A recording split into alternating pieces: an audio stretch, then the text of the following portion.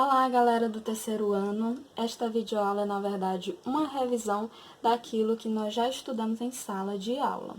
A videoaula é sobre os primeiros capítulos do livro, então dá para você assistir este vídeo e dá para vocês acompanharem no livro, ok?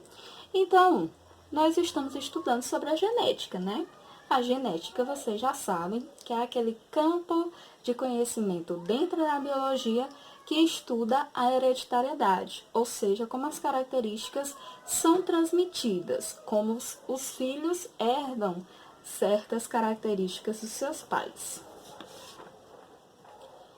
E para entender a genética, para entender a hereditariedade, surgiram várias ideias. As mais famosas são estas: pangênese, pré-formação e epigênese. No entanto, a que mais foi aceita pela comunidade científica foi a epigênese. Por quê? Ela dizia o seguinte: se eu tenho um ovo fertilizado, este ovo fertilizado ainda possui uma matéria indiferenciada, ou seja, as células ainda não se diferenciaram. Eu tenho apenas um aglomerado de célula, ok? Então, este zigoto, que naquela época ainda não era chamado de zigoto, mas já aponta para o zigoto, era o ovo fertilizado ainda, ele tinha um grande potencial de se tornar em um novo ser. Então, é por isso que a epigênese ganhou muita assertividade. Mas ainda há o questionamento: como que as características são transmitidas? Então, com base nessas teorias que já foram feitas, outros aspectos também foram importantes ser estudados, como a formação de gametas, que você já conhece os gametas sexuais, que é o espermatozoide e o óvulo, a divisão celular, a mitose e a meiose, e o papel dos cromossomos. Tudo isso é necessário entender para descobrir esse X da questão. Entenderam a referência aí aos cromossomos, né? Então, gente, a formação de gametas eu vou explicar um pouco mais já. Sobre a divisão celular, especialmente a mitose, as células filhas, que são as células resultantes da mitose, elas serão uma cópia perfeita das células mãe, ok? E essa divisão, ela precisa ocorrer quando ainda é um zigoto, né? Para se tornar em um ser totalmente desenvolvido, é necessário que haja divisão celular.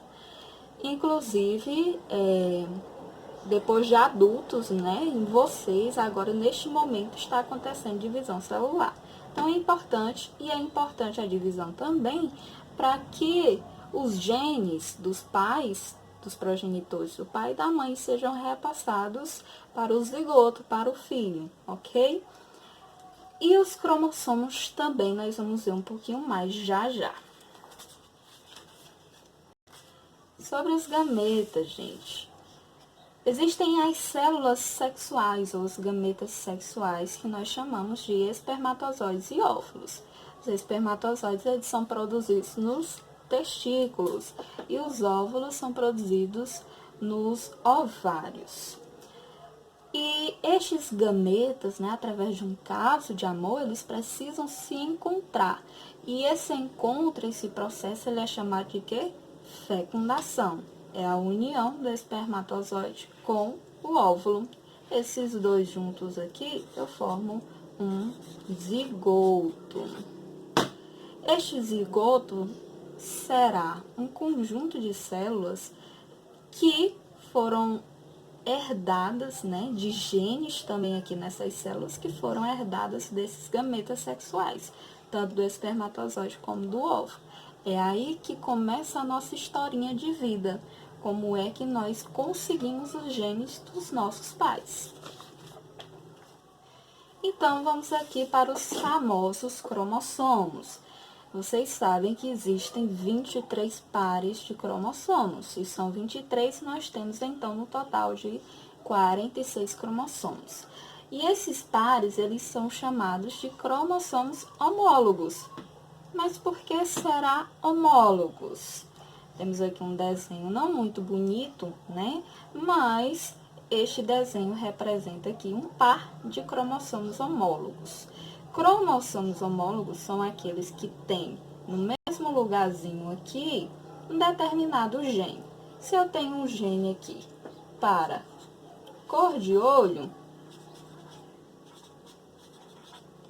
o gene que está nesse cromossomo também será para cor de olho.